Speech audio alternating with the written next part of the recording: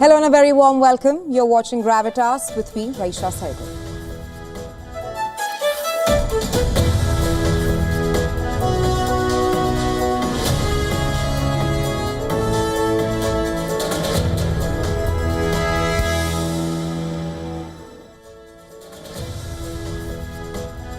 On the show tonight, we will tell you about Israel's latest warning to Hamas after the country's defense minister Israel Katz vowed hurricane of strikes on Gaza. This as US President Donald Trump also issued last warning to Hamas on hostage deal.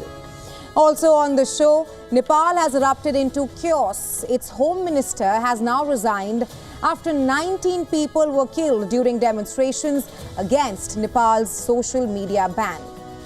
And lastly, from the battlefield, we will tell you, with Russia launching massive air assault on Ukraine, the US president has now said that he will talk to the Russian president, Vladimir Putin, soon. All that and a lot more lined up for you on the show tonight. Let's get you started.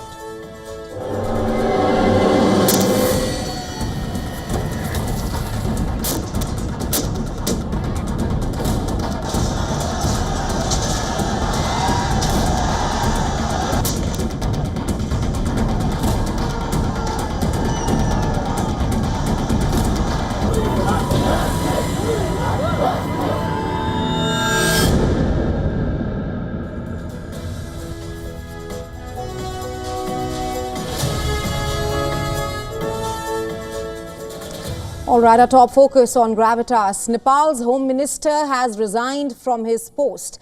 And this comes as the country is facing the deadliest demonstrations of recent times. 19 people have died, over 400 are injured during massive demonstrations in Nepal's capital Kathmandu. And this is against the government's sweeping social media ban. Reports say that the police fired live rounds to disperse the crowd. Army has also been deployed in the capital to control the situation as of now.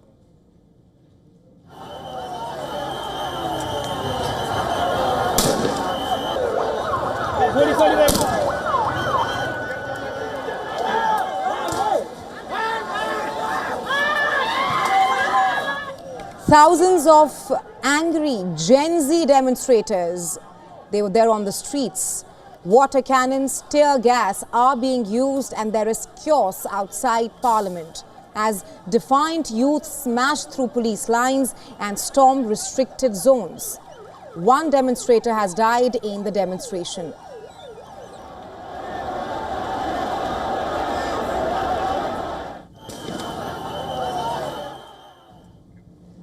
A total of 19 demonstrators have died so far, and WION Saloni Murarka is there in Kathmandu in the thick of the action, getting you the latest. Protests that started off peacefully by Gen Zs and the youth of Nepal, who came down on the streets to protest for the rising corruption and the widening inequality gap. Right now you see is a clash that has broken out between the two sides, the protesters and the police officials, and it has turned violent. The protesters have damaged the boundary and the building of the Federal Parliament of Nepal. This protest turned violent after the protesters tried to enter the Parliament building. As you can see behind me, the glasses have been damaged. There's been continuous stone pelting and firing of tear gases. This is the Parliament building that you see behind me. The situation here is out of control. The police officials have deployed additional officials on ground.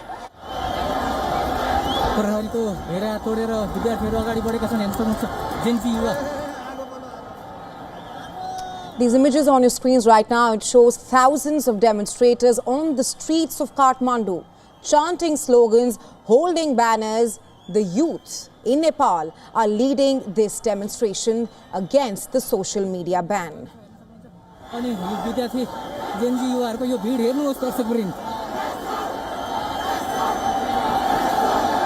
Today I'm protesting because there are unfinished roads and many problems are unresolved. And for these solutions, I believe that as a Army IDA, this is just the beginning of all the solutions. So I believe showing anger and showing motivation that this nation can change, I believe that we all can also change as well with the nation. Until now, Gen Z had only expressed themselves on social media. They had not taken to the streets. Now that social media has been shut down, those who relied on online businesses are in serious trouble. We have realized that we need to raise our voices. We need to take to the streets. The Gen Z generation must speak out against the disorder that this government and its leaders have caused.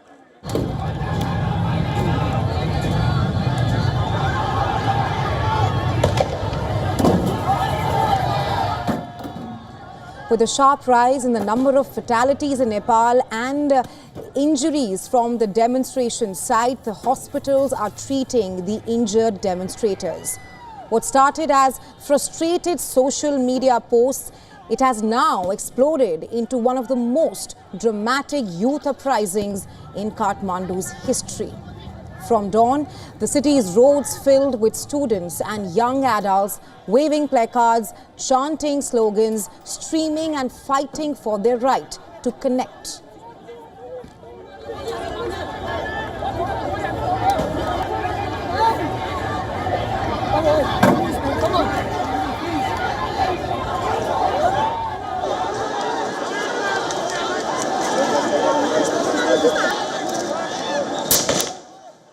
Well, curfew has been imposed in some areas of the Nepalese capital.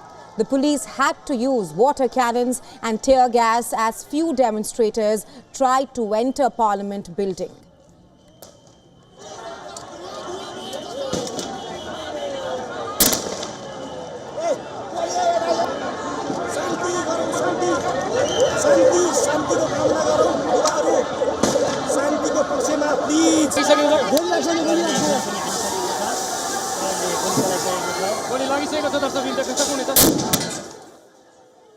Nepal's sudden ban of 26 social media platforms, including Facebook, Instagram, WhatsApp, YouTube, this sparked the outrage for hyper-connected youth. This wasn't just about losing memes or likes. It was about government censorship, entrenched corruption, and decades of elite neglect. The Nepal government's cabinet decided last week to give the social media companies 7 days to register in Nepal and then to establish a point of contact, designate a resident grievance handling officer and a compliance officer as well. The decision came after a Supreme Court order in September last year. Nepal passed a directive in 2023 that required social media platforms to register and establish a local presence. And well, our correspondent Saloni Murarka continues to get us the latest from the ground. Take a look. As you can see behind me, there's a still clash going on between both the sides. Police have fired over 500 tear gases. Several people have been injured with rubber bullets that have been fired from the other side. However, the situation is still not under control. Property has been damaged. As you can see, the condition around the road, where all the destructions and the stone pelting that took place in the past few hours, the tear gases that have been fired continuously. APF has deployed more officials on ground. However, the situation is still not under control. Many people, as we speak, barged inside the parliament building. This is one of the gates of the parliament, of the Nepal parliament. And as you can see, just a while back, many of the protesters, they barged inside the building, and even many of the police officials have been injured.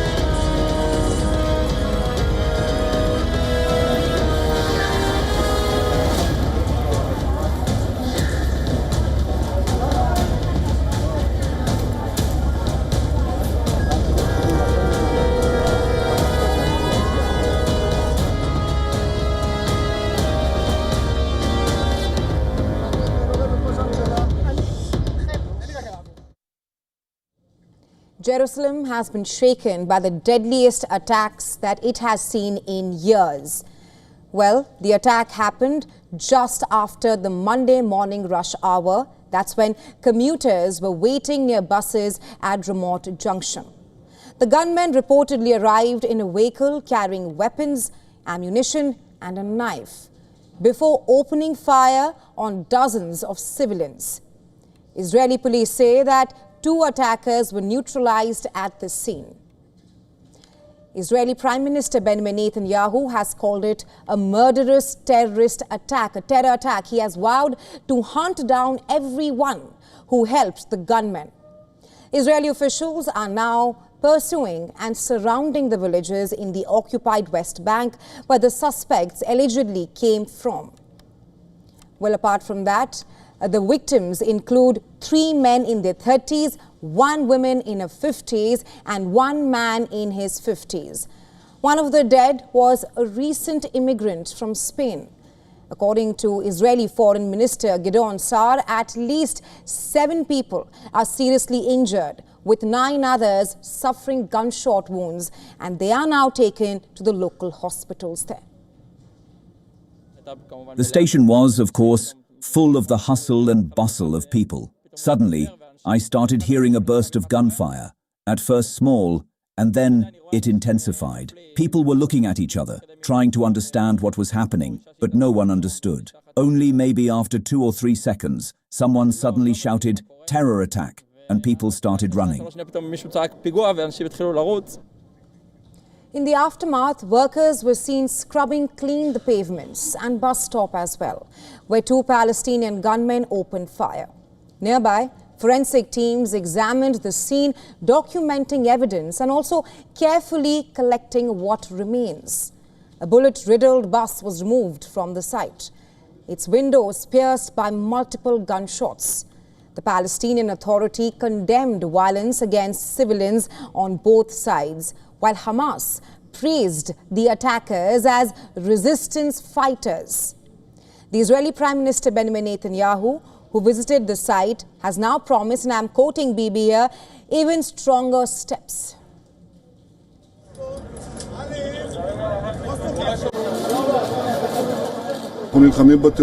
We are fighting against terrorism, against the Houthi terror regime, against Iran, which backs them all, in Gaza, in Lebanon, against Hezbollah, on all fronts. We are not relenting, and we will not relent. We will intensify our operations, and we will achieve all our objectives. The Israeli National Security Minister Itamar Ben-Gvir urged citizens to arm themselves. Far-right Finance Minister Bezalel Smotrich blamed the Palestinian Authority, claiming it raises and educates its children to murder Jews, unquote. Meanwhile, Israeli Defense Minister Israel Katz warned that a powerful hurricane will strike the skies of Gaza City later, unquote. The Jerusalem shooting attack invited condemnation from Europe. The EU condemned the attack, emphasizing the urgent need for a ceasefire. We condemn this attack, as we condemn all loss of lives, which actually must stop now. We call for de-escalation, and this shows how necessary and critical a ceasefire is. Civilians on both sides, both Palestinians and Israelis, have suffered for far too long and far too much, and this must end now, and it is high time to break this cycle of violence. Spain, France, the UAE and Germany have also condemned the attack. The shooting attack comes amid Israel's ongoing military offensive in Gaza, which has killed at least 64,000 Palestinians so far, who are mostly civilians, women and children. And now, the Israeli military is expanding its assault in Gaza City and has bombed high-rises buildings there as well. Tens of thousands of Gaza City residents are fleeing towards the south into areas which are already under bombardment. Roads are packed with families carrying belongings. Famine, restricted aid, and military operations are worsening the civilian suffering in Gaza and could force hundreds of thousands from their homes. Residential high-rise and neighborhoods have also been destroyed. That's ahead of a threatened ground offensive by Israel. A day before the attack took place in Jerusalem, Hamas had said that it received US ceasefire proposals and was perhaps ready to discuss the release of the remaining hostages in exchange for Palestinian detainees. Israel said that it is seriously mulling the proposal. US President Donald Trump asserted his terms as well, warning Hamas that there would be no further chance this latest attack in Jerusalem derail chances of talks going further.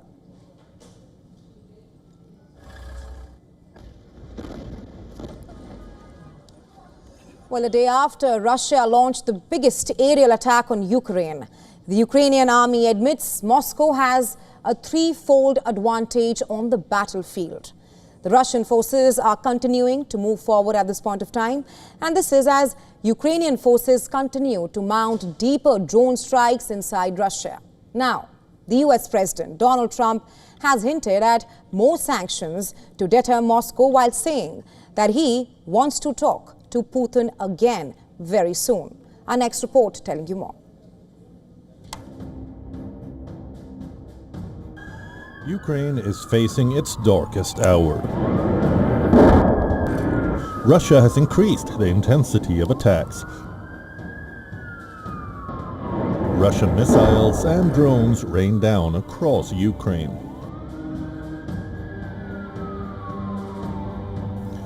For the first time in the 3 years of the war, the Russian drones and missiles targeted government offices in the capital, Kyiv. Russia, though, denies targeting civilians in Ukraine. Zelensky says he is counting on a strong US response. Trump told reporters after the assault that he is prepared to move forward on new sanctions on Moscow.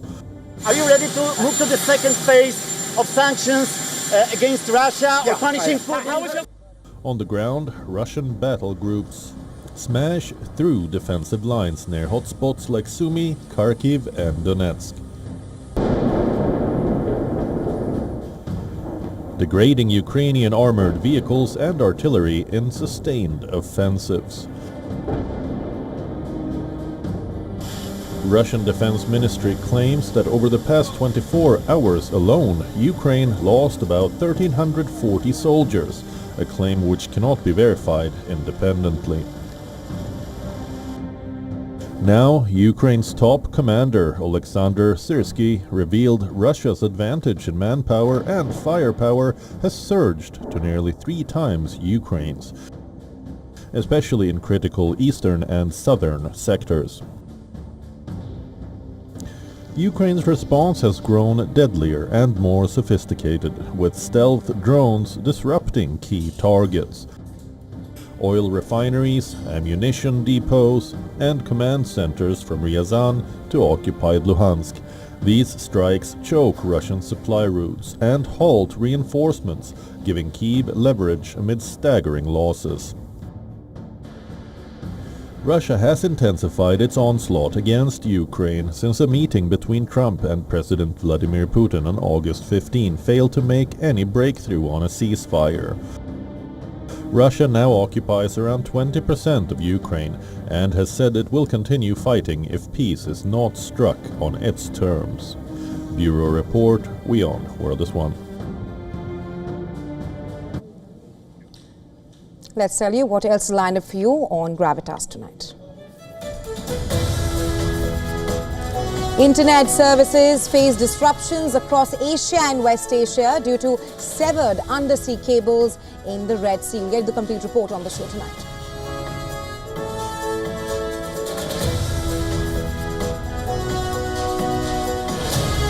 We will also tell you why Indian actress Navya Nair was fined rupees 1.14 lakh for what? For wearing gajra in Australia.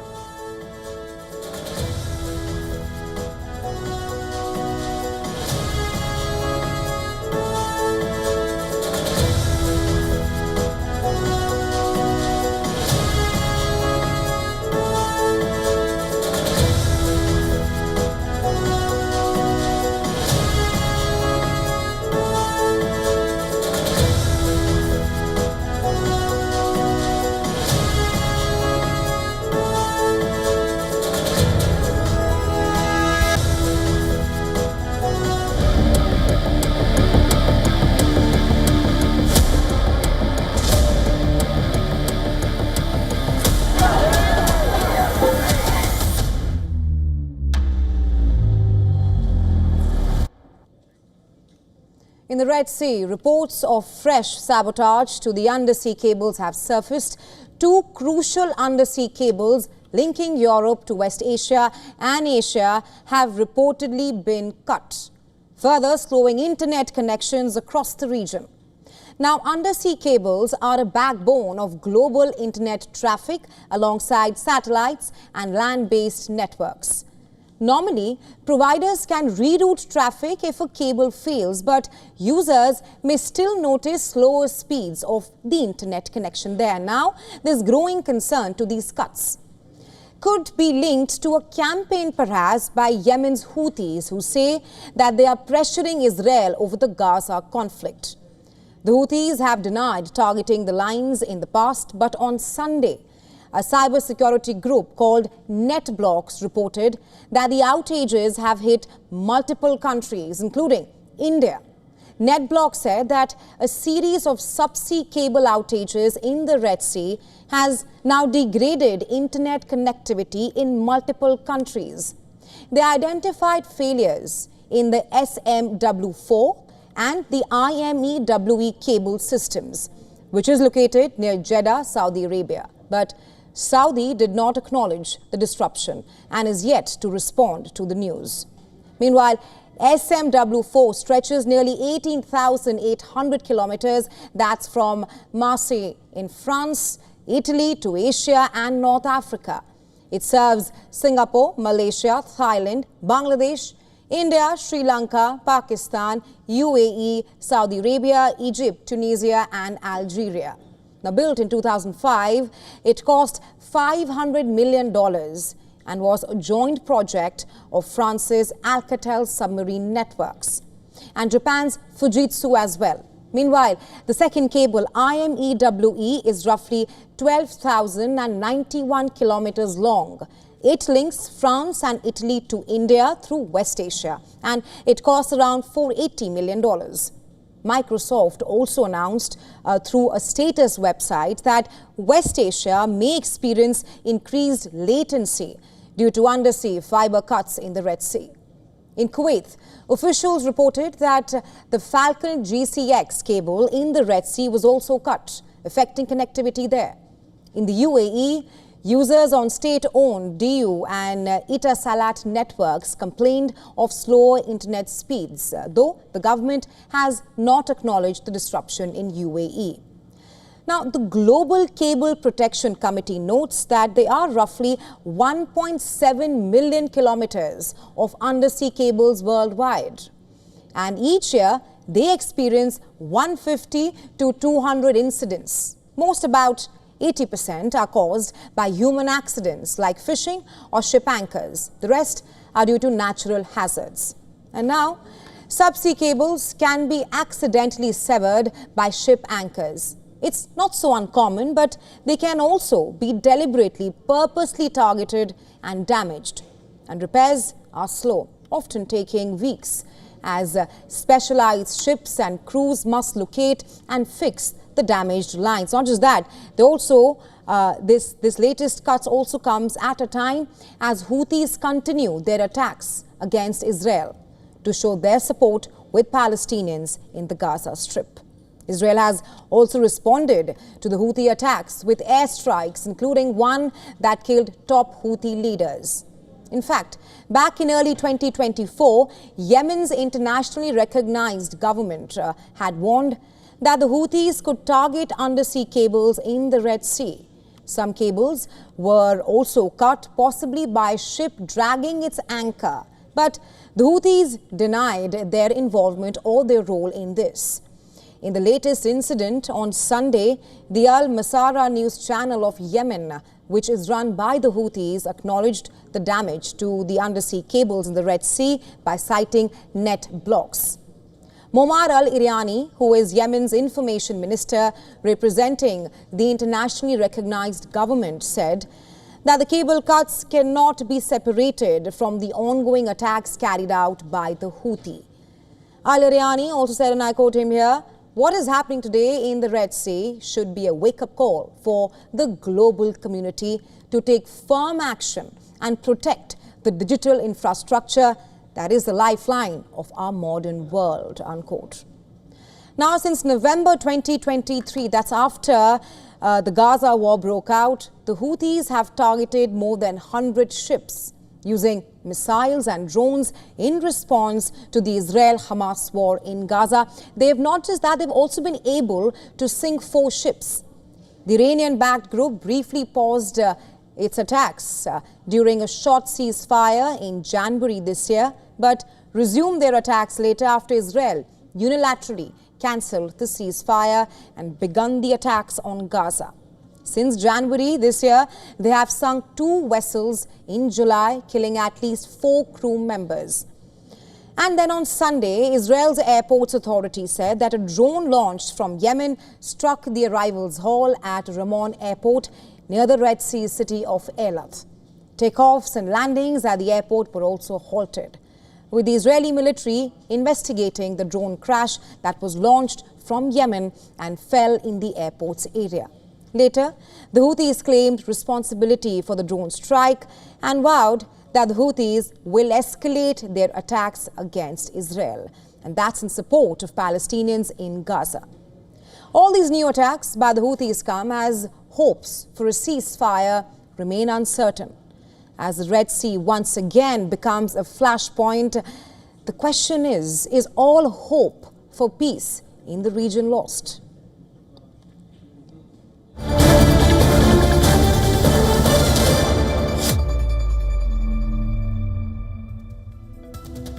All right, breaking news coming in from India. 2 army soldiers were killed in action in an ongoing encounter in Jammu and Kashmir's Kulgam district. The gun battle is underway in the Gudar forest area there, in which Indian forces have neutralized 2 terrorists so far. The Chinar Corps of the Indian Army confirmed that 2 soldiers, that's Subedar Parbat Gaur and Lance Naik Narendra Sindhu, killed in the line of duty. The operation was launched based on specific intelligence input provided by the Jammu and Kashmir Police. A joint team of the Indian Army, Jammu and Kashmir Police and CRPF initiated a cordon and search operation in the forested region of Kulgam. During the search, terrorists opened fire, prompting a retaliatory response from the security forces. Meanwhile, the National Investigation Agency is conducting searches at 22 locations across 5 states, which includes multiple sites in Jammu and Kashmir as well. The raids are being carried out in close coordination with state police at the residences and the areas of individuals who are suspected of having links with anti-national networks. And that's the news coming at this point of time, in which 2 army soldiers have been killed in action in an ongoing encounter in Jammu and Kashmir. For more on this, our special correspondent, senior special correspondent Idris Loan is now joining us. Idris, what's the latest information from the ongoing anti-terror operation right now? Well, the Kulgam operation is still on, as security forces believe that there could be 1 or 2 more terrorists hiding at the operation site. Earlier in the morning, they had information that 3 to 4 terrorists could be hiding in the forest area of Gudar in South Kashmir's Kulgam district, wherein a cordon and search operation was launched by security forces, which eventually ended up in a gunfight between security forces and terrorists. 2 terrorists have been killed so far in the operation. One of them is said to be a Pakistani-based Lashkar-e-Toiba commander, while as one of them was a local from Shupain district. Both the bodies have been recovered by security forces. Arms and ammunition has also been recovered from their possession. But the operation still continues, as in the initial gunfight, 3 Indian Army soldiers were injured. One of them was the JCO, while as the 2 soldiers who were injured were shifted to the Indian Army's base hospital, where they have succumbed to their injuries. Now more deployment of security forces, which includes Indian Army and Jammu and Kashmir Police, has been brought in the Gudar forest now to basically hold up all the terrorists who are hiding in the dense forest area. We've seen, Raisha, in the last 2 weeks, there has been increase in the anti-terrorist operations across Jammu and Kashmir. Since morning, there have been multiple raids of the National Investigation Agency across Jammu and Kashmir. There were 22 locations that were raided by by the National Investigation Agency across India, while there were 6 locations in Jammu and Kashmir, all of them related to the terror networks run around the northern part of India. On the other hand, there was one arrest that was made on the line of control. There was a Pakistani intruder who came from the line of control in Jammu. He was apprehended by border security forces. From him, security forces recovered some Pakistani currency, and he's in custody and he's being interrogated at the moment. Right, Idris, thanks for getting us the latest. We'll, of course, be tracking this operation which is currently ongoing with you.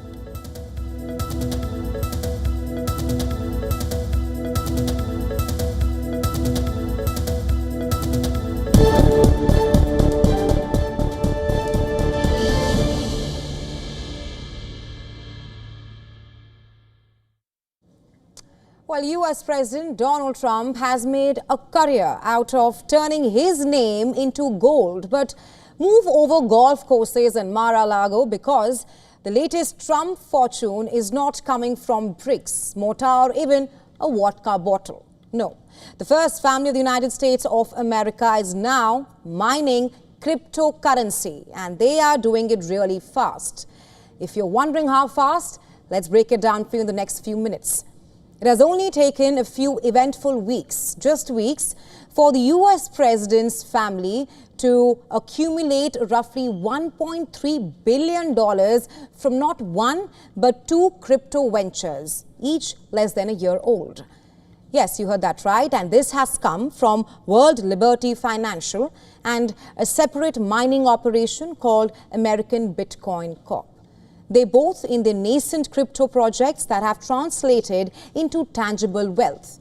For the Trump family, just to put it in perspective, these sums rival the values of the long-held golf courses and also resort properties that were once considered to be synonymous with the Trumps. Today, their fortune stands at $7.7 billion, and that's according to the Bloomberg Billionaires Index. And while Donald Trump Jr. and Eric Trump still officially hold the titles of executive vice presidents, at the Trump Organization, they are increasingly the faces of the Trump family's growing crypto empire. Yes, it is an empire which is less than a year old.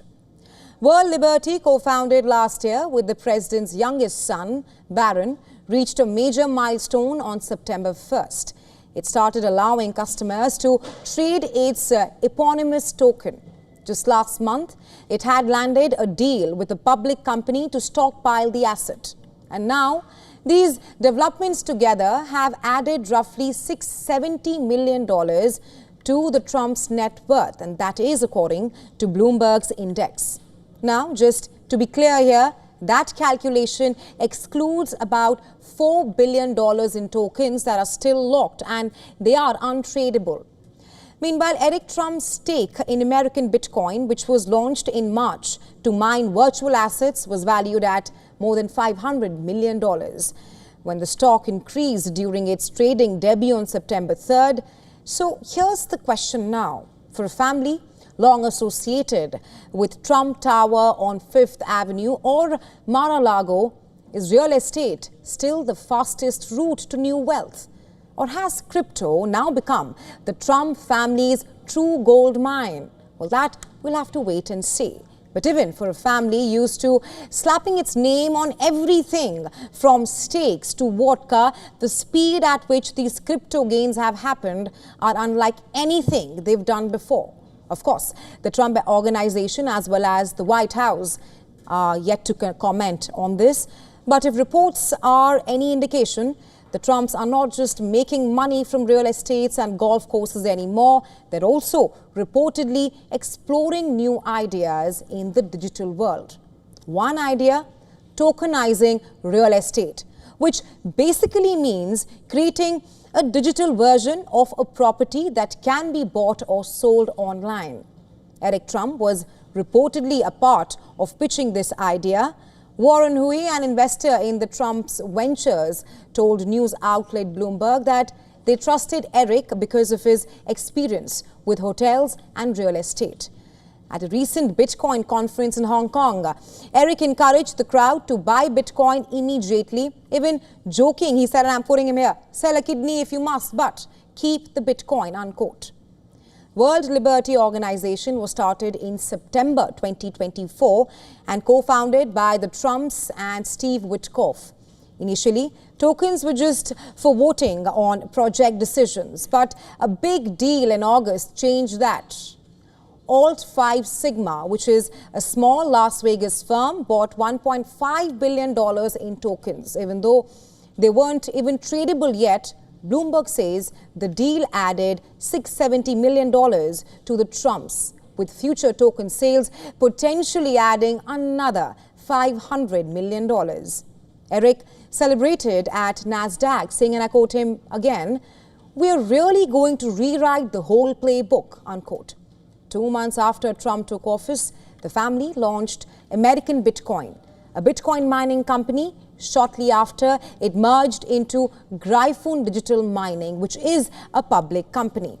Eric owns about 7.5%, briefly worth nearly $1 billion, while Donald Jr. holds a smaller stake there. As it is about his crypto wealth, and Eric will say, "We are incredibly fortunate in life with or without this venture." But he still spends a lot of time on it, promoting the family's crypto ventures. So, as you can see, the Trump's new money is not coming from Fifth Avenue or Florida beaches or even vodka. It's digital, and it is massive at this point of time. From the war-torn streets of Gaza to the bustling city of Ajman in UAE, a beloved Palestinian ice cream parlor called Qasim is now serving more than just frozen treats. It is perhaps bringing back decades of nostalgia for Palestinians and the visitors across the country, keeping a cherished heritage alive despite the ongoing war in Gaza. Take a look.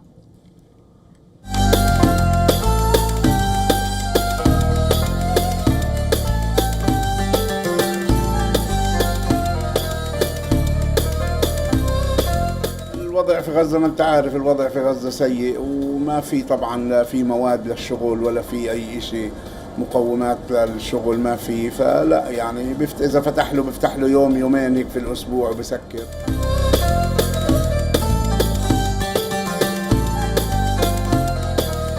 نسمع عن كاظم، بوزر كاظم من ايام البلاد، طبعا ما شاء الله كان في البلاد من افضل واجود انواع البوزر والعصائر.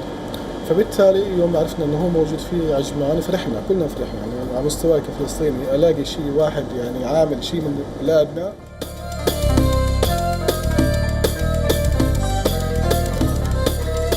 Chicago is a very dangerous place.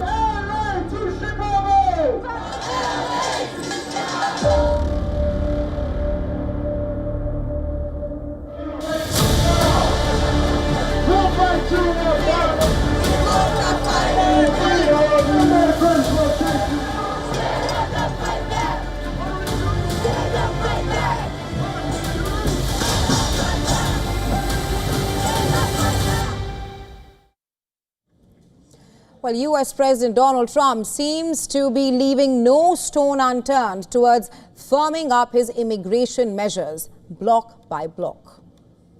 Well, fear gripped several American states over the weekend, as dozens of people were arrested in several raids conducted by federal immigration agents across Boston and nearby communities.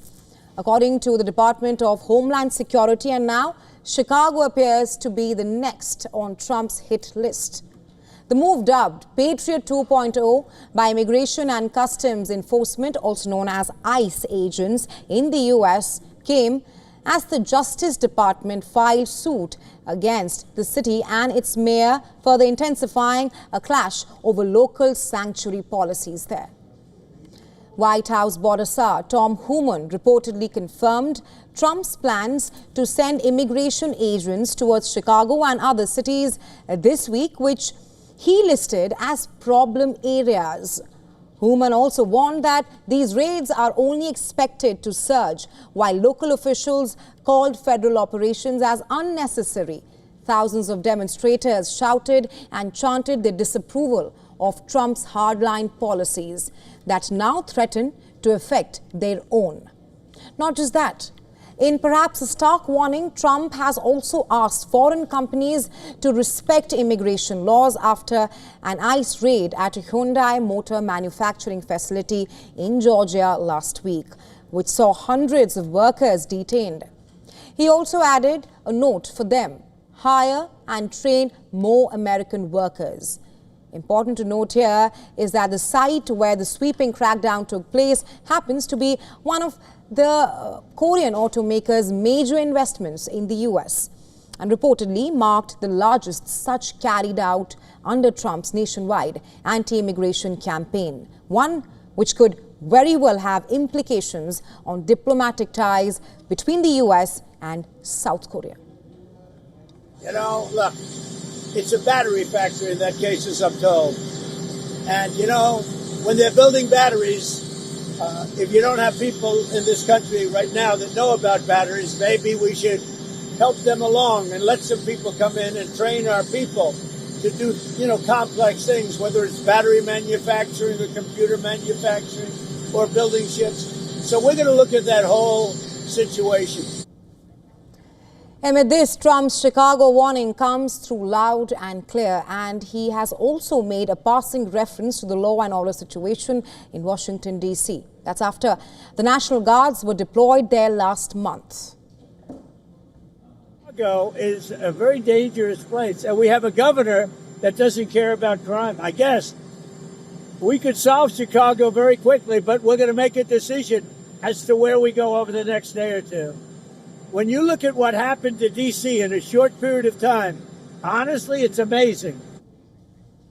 Several ICE officials also contend that the policies for places such as Boston and Chicago allow dangerous offenders charged with crimes such as sexual assault, drug trafficking and gang activity to remain in communities instead of being deported. ICE raids were also conducted in the state of Massachusetts, with its governor, Democrat Maura Healey, accusing Trump of power grab, with intensified raids, which she called a political theater. Meanwhile, individual accounts testified to the horrors of ICE raids which are being conducted across the U.S., such as this, what you see on your screens, a Guatemalan day laborer who died an unfortunate death while trying to flee raids in California. Being in a country that is not ours, we have to follow those rules. But I believe that the way they are doing it is not the best, because they are leaving behind broken families, orphaned children, families with this great emptiness, like us at this moment, an emptiness that will never be filled with anything in life. It is such great pain. They have torn away part of our life. Thus begging one important question: how far is too far when it comes to Trump's anti-immigration measures? That's the question we ask on the show tonight. All right, in other news, London grinds to a halt as a city of millions is now caught in the iron grip of a sweeping tube strike. The tube is the lifeblood of London and normally provides fast and easy connections with all the big railway stations as well as UK's busiest airport, the Heathrow airport there. Millions of people are affected due to the strike. Stations from Bakerloo to Piccadilly are dark. Signs like these welcomed commuters there.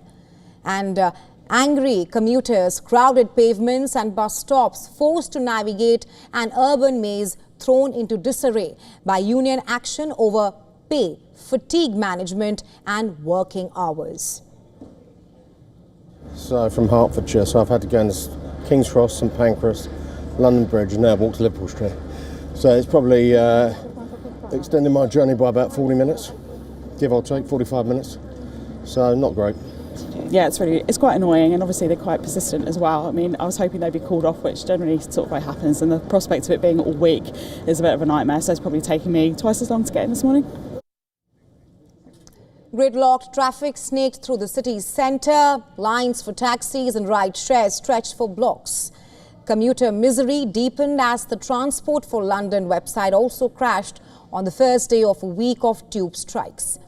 Transport for London, which operates the capital's public transport network, offered a 3.4% pay rise. It says it is now willing for more talks with the unions, while saying that a reduction in the contractual 35-hour week is neither practical nor affordable at this point of time.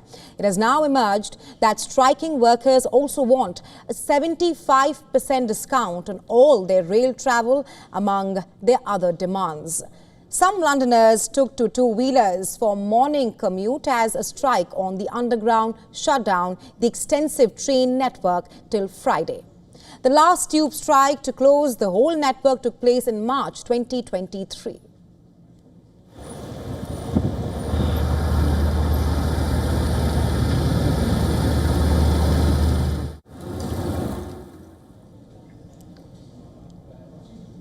All right, archaeologists in Albania have just uncovered a first-of-its-kind Roman tomb, revealing centuries-old secrets of a wealthy individual. The discovery is shedding new light on Rome's ancient past. And right now, we'll let the pictures do the talking. Take a look.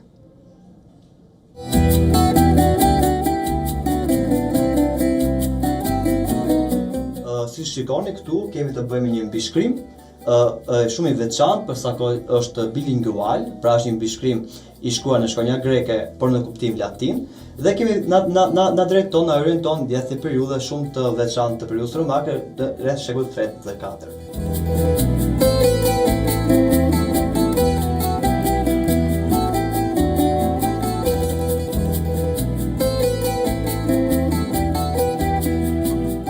Duhet thonë që një rast tjetër shumë unikal në këtë kërmim ishte zbulimi i tekstilit të ndjerit, i cili ishte i qëndrisur me fije ari, që po ashtu vërteton pa të që menduan që në fillim që kemi të bëjmë një individ të shtresës së lartë shoqërore.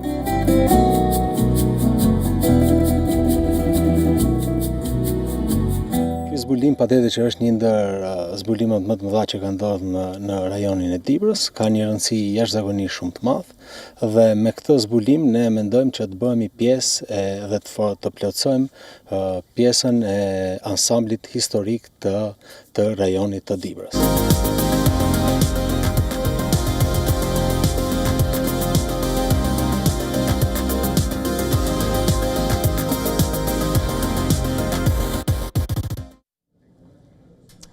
Well, if you've ever been to India, and especially South India, you've likely seen women wearing gajra in their hair.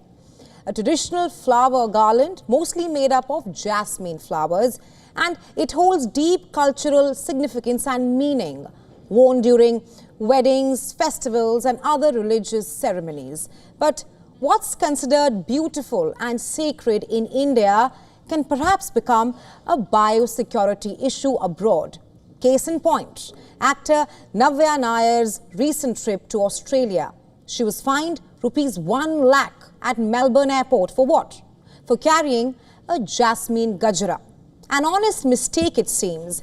She had unknowingly carried it while travelling to attend Onam celebrations organised by the Malayali Association in Victoria. Australian authorities imposed a penalty of 1,980 Australian dollars, that's about 1.14 lakh rupees. Navya explained the circumstances during the public event in Melbourne. She said, and I quote her here, "Before I came here, my father bought jasmine for me. He cut it into two, asking me to wear one from Kochi to Singapore and keep the other in my handbag for the onward journey. I put it in my carry bag." She admitted the mistake honestly. She says, and I quote her again, "What I did was against the law. It was unintentional. They asked me to pay a fine of Australian dollars 1,980 within 28 days. A mistake is a mistake," unquote. Navya perhaps took it in her stride, sharing the incident on Instagram, posting a video collage of her journey as well. She captioned it, "A show-off right before paying the fine," unquote. Earlier, she had posted photos on board Singapore Airlines saying, First ever Tiruvonam in the skies, miss being in Nadu, but carrying the spirit of Onam in a joy of its town. In the video, she's seen in a traditional Kerala sari with a jasmine flowers in her hair, shopping and dining before boarding. But Australia had strict biosecurity rules. The fine was imposed under Australia's strict biosecurity laws there, designed to protect the country's unique ecosystem, agriculture and wildlife plants, flowers, seeds, fruits, vegetables, soil and animal goods. And they say that all these things cannot be brought in without clearance. Even small amounts of foreign material can damage crops, spread disease or threaten native species. Passengers must therefore declare such items on arrival cards. Undeclared items can lead to heavy fines or legal action, and penalties can run into thousands of dollars. So, ignorance is no excuse. Similar incidents have happened before. In 2002, Indian cricketers Virendra Sehwag and Harbhajan Singh were also fined around $200 in New Zealand for not declaring dirty shoes. Yes, you heard that right. And now, you do know a little bit more about Australia's travel rules. So, if you are planning to travel to Australia, remember, even something as simple as a gajra can land you in trouble. As the festive fervour of Durga Puja begins to grip India, a delicious tradition is making a comeback. Over 1,200 tons of Hilsa, the prized silver fish, are all said to make their way from Bangladesh to the Indian markets, rekindling not just taste buds but also cross-border diplomacy.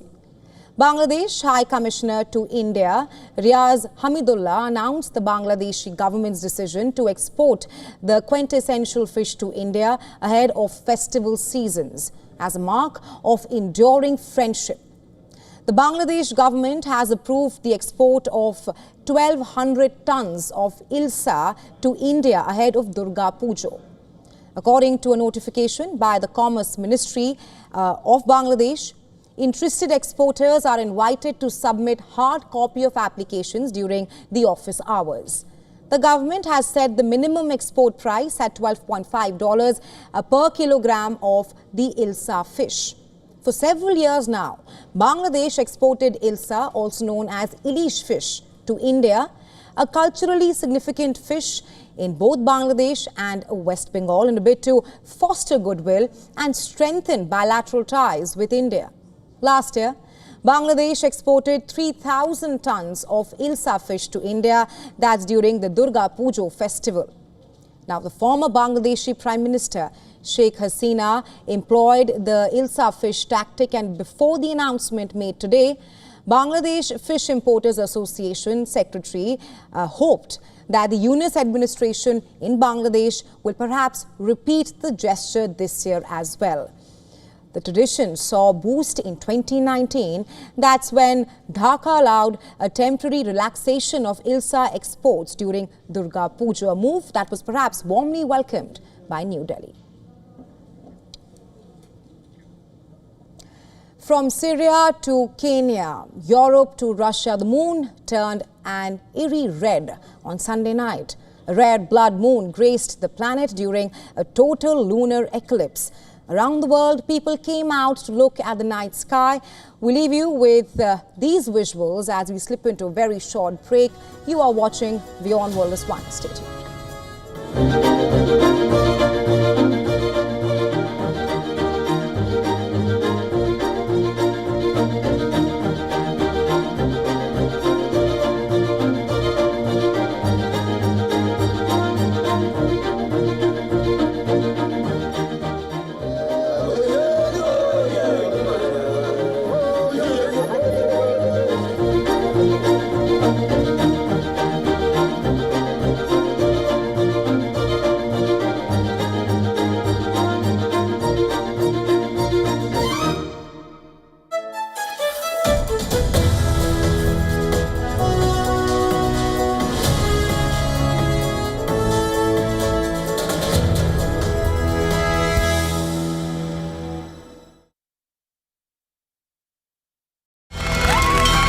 From the bustling trading floors of Wall Street to the vibrant exchanges of Asian stock markets, WION breaks it down for you to make sense of what's happening, as we reveal the key factors behind events, strategic battles, and the game-changing business decisions that shape the world.